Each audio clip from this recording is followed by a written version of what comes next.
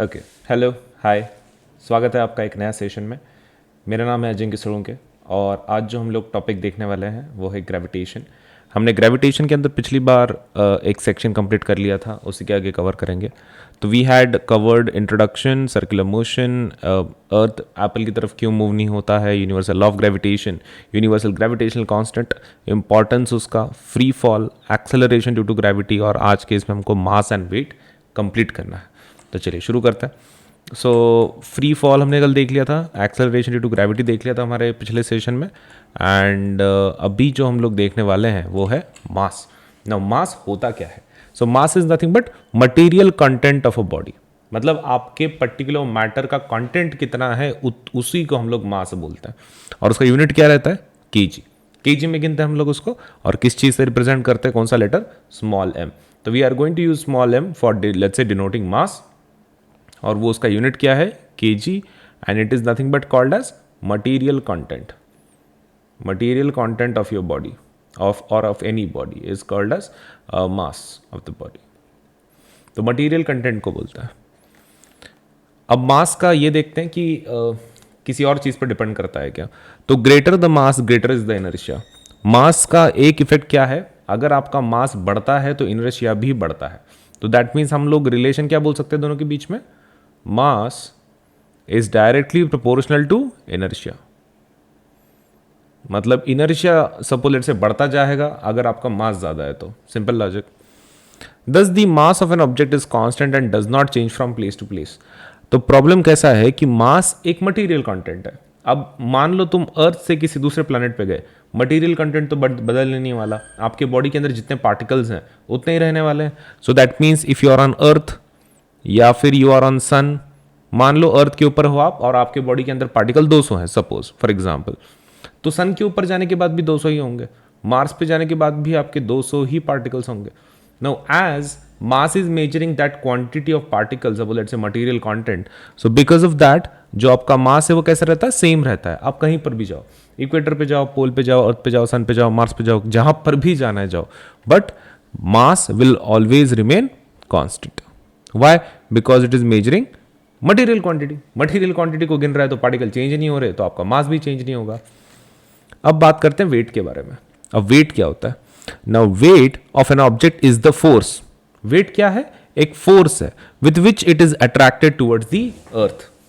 मतलब in short हम लोग क्या बोल सकते हैं? Weight is nothing but gravitational force. Weight मतलब क्या है? बेसिकली ग्रेविटेशनल फोर्स है, लेकिन in relation to whom? In relation to earth. Okay, so gravity weight मतलब क्या है? एक फोर्स है basically, but nothing but from अर्थ।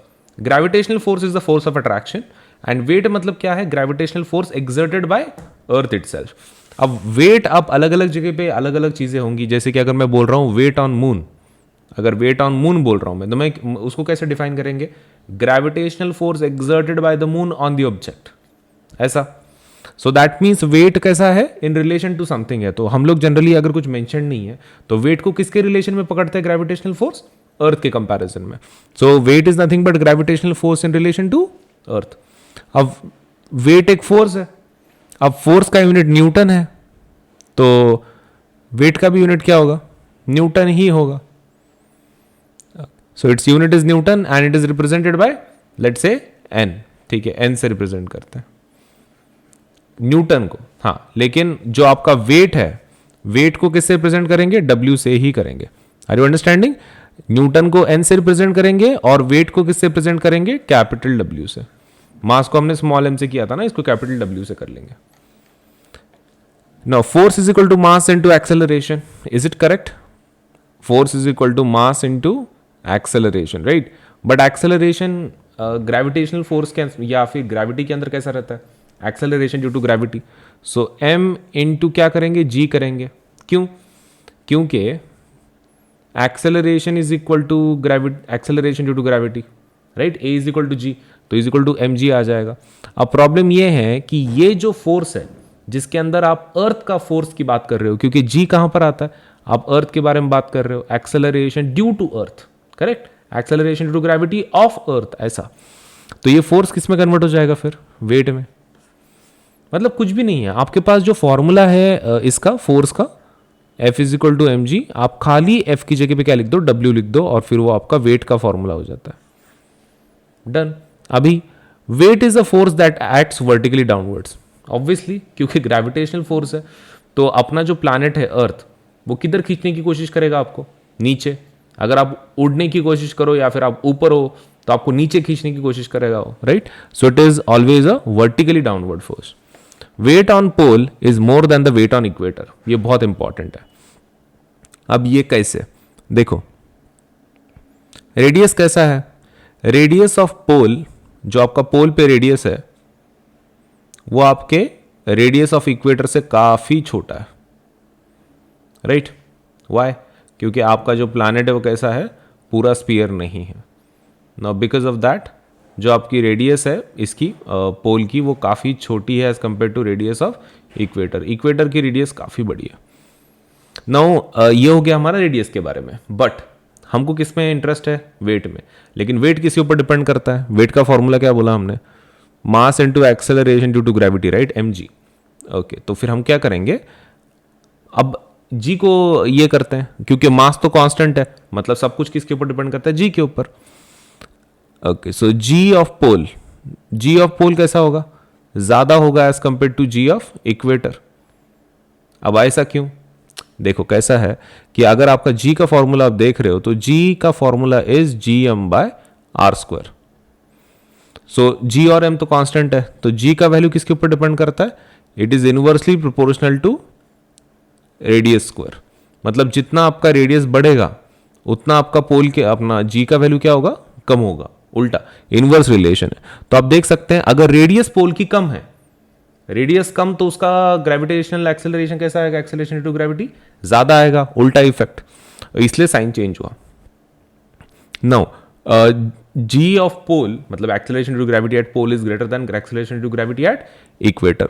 अब पोल की जगह पे क्या लिख सकते हैं हम लोग, एक्सेलरेशन टू ग्रेविटी की जगह पे वेट, क्योंकि मास तो कांस्टेंट है आपका, मास इज कांस्टेंट, फिर बच जाता है सिर्फ g का कंपैरिजन से हम लोग w की बात कर सकते हैं। अगर g बड़ा है पोल का तो वेट भी क्या होगा, पोल का ज्यादा होगा as compare to equator. Very simple. तो weight of pole is greater than weight at equator on earth. अब दोनों के अंदर का डिफरेंस देखते हैं, मास एंड वेट के बीच में का। Mass is a scalar quantity. Scalar quantity क्यों है ये, क्योंकि सिर्फ मैग्नीट्यूड है, हम लोग केजी में देते हैं उसको, ऐसा थोड़ी बोलते 25 kilo 25 KG in north direction या फिर 25 KG in south direction, direction mention ही नहीं करते। तो because of that it's a scalar quantity, सिर्फ मैग्नीट्यूड है। बट वेट क्या है, weight is force, right. Basically वो एक फोर्स है, ग्रेविटेशनल फोर्स है, और फोर्स कैसा क्वांटिटी है, वेक्टर क्वांटिटी, क्योंकि उसको डायरेक्शन भी रहती है और मैग्नीट्यूड भी रहता, लाइक 45 न्यूटन इन ईस्ट डायरेक्शन। हाँ, तो आपको पास ये भी है, मैग्नीट्यूड भी है और आपके पास डायरेक्शन भी है। सो you have magnitude and direction. Mass of the rigid body is regular everywhere in the universe. Okay, तो मास आपका कैसा है, यूनिवर्स में कांस्टेंट है, रेगुलर मतलब क्या, कांस्टेंट है। आप किधर भी जाओ पूरे वर्ल्ड में, आपको फिर भी आपका जो मास है वर्ल्ड में या फिर इवन दूसरे प्लैनेट्स पे, मास आपका चेंज नहीं होने वाला है, कांस्टेंट एवरीवेयर। लेकिन वेट कैसा है ना, weight is nothing but force which depends on acceleration due to gravity which again depends on radius of that particular place. Now because of this आपका जो वेट है वो हर जगह पे अलग अलग आएगा, मतलब इक्वेटर पे अलग, पोल पे अलग, मून पे अलग, सब तरफ अलग आएगा, ये not constant. Mass is constant, weight is not a constant because it depends on acceleration due to gravity which changes from radius to radius. Mass can be resulted by traditional balance. Okay, so हम लोग उसको क्या कैसे define कर सकते हैं मास को, bye a traditional balance. आपको सिर्फ ये मशीन का ध्यान में रखना है, जो अपना रेगुलर बैलेंस होता है वो क्या गिनता है, बेसिकली मास गिनता है। और जो स्प्रिंग बैलेंस होता है, स्प्रिंग बैलेंस क्या आइडेंटिफाई करेगा, क्या यूज करेगा या फिर क्या आपको बताएगा, that is going to be weight. Spring balance जैसा ऐसा हुक होता है उसको ये ऐसे, और यहाँ पे आपको टंगाना पड़ता है जो भी चीज़ का आप सपोलेट से वेट गिनना चाहते हैं, और फिर उसमें की जो स्प्रिंग है वो नीचे आती है and gives you the number in newtons. तो hence weight can be measured by spring balance while mass can be measured by traditional balance. Unit क्या है मास का? किलोग्राम एंड ग्राम, वो तो ऑलरेडी देखा हमने। अब वेट फोर्स होता है, वेट अगर फोर्स है तो उसका यूनिट क्या आएगा? Newton. Mass can never be zero. देखो अगर कोई पार्टिकल एग्जिस्ट करता है, भले ही कितना छोटा हो, छोटे से छोटा हो, लेकिन उसको मास जरूर होगा, क्योंकि अगर पार्टिकल एग्जिस्ट कर रहा है तो मास तो होना ही होना है, भले ही छोटा हो। Weight can be zero, weight can be zero based on gravity acting upon it. Okay, तो क्यों जीरो हो सकता है? प्रॉब्लम कैसा है कि हमारा वेट डिपेंड करता है मास इंटू जी, राइट? और जी किसके ऊपर डिपेंड करता है? gm/r²। हमारी ये सिचुएशन है फिलहाल, तो वो जीरो हो सकता है आपका वेट। कब? मास तो जीरो होता नहीं। ओके, तो it might be due to acceleration due to gravity. अगर वो जीरो हो जाता है तो फिर वेट भी जीरो होता है, तो वेट का पॉसिबिलिटी है कि वो जीरो हो सकता है। Mass does not change on location, ये तो ऑलरेडी हमको पता है। Weight changes based on location depending upon gravity it experiences. Weight change होता है, ये तो हमको ऑलरेडी पता है। Mass is measured using an ordinary weighing scale. Ordinary weighing scale हमको ये देता है मास, और स्प्रिंग बैलेंस क्या देता है आपको? वेट देता है। चलिए, अब ये आपको एग्जाम के अंदर कैसा है ना, एक कॉमन क्वेश्चन आएगा, that is going to be weight of the object on moon. Object का मून के ऊपर कैसा वेट है, क्योंकि अर्थ का तो हमको निकाल सकते हैं। अर्थ का हम लोग कैसे निकाल सकते हैं? Weight on earth can be found out by mass of the body into acceleration due to gravity. ये आप अर्थ पे आइडेंटिफाई कर सकते हैं, राइट? आपको निकालना बहुत ही आसान है। Weight on earth is equal to mass into acceleration due to gravity. अब ये आपने निकाल लिया, इसकी वैल्यू तो ऑलरेडी है आपके पास 9.8 मीटर पर सेकेंड स्क्वायर। और आपको मास कहां से मिलेगा? From the question, right? जो न्यूमेरिकल आएगा, क्वेश्चन आएगा, उसमें से मिलेगा। और मून का कैसे निकालना? फिर आपने अर्थ का निकाल लिया, फिर क्या करना है आपको? ये रिलेशन यूज करना है। Weight of moon, weight on moon is 1/6 of weight on earth. Okay, so earth के ऊपर अगर suppose let us say the weight is coming as 60, तो मून के ऊपर कितना आएगा फिर? 1/6 ऑफ 60, तो दैट वुड बी 10। ओके, तो वैसा है वो। तो you can easily find out by multiplying with 1/6। तो weight on moon is 1/6 of weight on earth. बहुत ही इंपॉर्टेंट कॉन्सेप्ट। अभी वो 1/6 कहां से आया एक बार देख लेते हैं। देखो, वेट ऑन अर्थ हम लोग कैसे फॉर्मूला देंगे? वेट ऑन अर्थ एक बार वो देख लेते हैं कैसे निकालेंगे। चलिए, so weight on earth force है ना वो, तो मतलब mass into acceleration due to gravity, correct? अब प्रॉब्लम ये है कि एक्सेलरेशन ड्यू टू ग्रेविटी का फॉर्मूला क्या है? m into capital G capital M by r²। Okay, combine करो इन सभी चीजों को, क्या मिलेगा आपको? Weight on earth is equal to capital G capital M स्मॉल m बाय r²। ये आपको मिल रहा है weight, right? Now in certain situations like these, capital G is equal to m into capital M into m divide by r²। Capital M क्या है आपका? Capital M is the mass of earth, and what is small m? That is the mass of the body. जो आपको numerical में दी है उसका मास है वो। अब प्रॉब्लम क्या है कि अगर हम लोग सपोज इसके अंदर पूरी वैल्यू डाल देते हैं, मतलब suppose you know all the values and everything, हमको एक वेट ऑन अर्थ मिल जाएगा, राइट? मास का जाने दो, हमारे पास इसका वैल्यू तो है ना gm/r², ये वाला, दैट वी ऑलरेडी हैव। सो वो हम लोग कैसा डालेंगे कि जो स्मॉल m का वैल्यू है वो हम लोग उसमें पुट नहीं करेंगे। तो what we have done is we just let's say have added the values of these, और हमको क्या मिला? 1.474 इंटू 10⁻11 g इंटू m। अभी मतलब हमने g और स्मॉल m का वैल्यू इसमें नहीं डाला। कौन सी वैल्यू नहीं डाले आपने? ये कैलकुलेट करते वक्त आपने कैपिटल G का वैल्यू नहीं डाला और स्मॉल m का नहीं डाला। कैपिटल G का क्यों नहीं डाला? क्योंकि G तो G कट हो जाता है ना। हमको क्या करना है ना, हमको weight on moon divided by weight on earth करना है, तो वो तो वैसे भी कटना है। G का वैल्यू डाल के फायदा क्या फिर? तो G कॉमन होने का वजह से ऊपर नीचे दोनों रेशियोज में G कट हो जाएगा, और M का वैल्यू तो पता नहीं हमको, राइट? वैसे भी वो कट होना है क्योंकि वैल्यू तो सेम ही होगी, मास क्योंकि सेम रहता है। नाउ कैपिटल M का वैल्यू चेंज होगा, क्यों? क्योंकि वो मास ऑफ अर्थ है, मून के फॉर्मूले में वो मून का होगा। Okay, so let us try to understand this, वो कैसे कर रहे हैं ये चीज को। सो एक बार आपने पुट कर लिया, आपको मिल रहा है 1.474 इंटू 10⁻11 और मास ऑफ लेट्स से जो मून है, वेट ऑन मून जो है वो आपको मिल रहा है this one, that is 2.431 into 10 let's say 10 ji into M. अब आप जब इसका रेशो लेते हो तो आपका जी और जी तो कट हो जाता है, एम कट हो जाता है, ये आपका 10 और 11 है, एक ही बचता है आपका नीचे।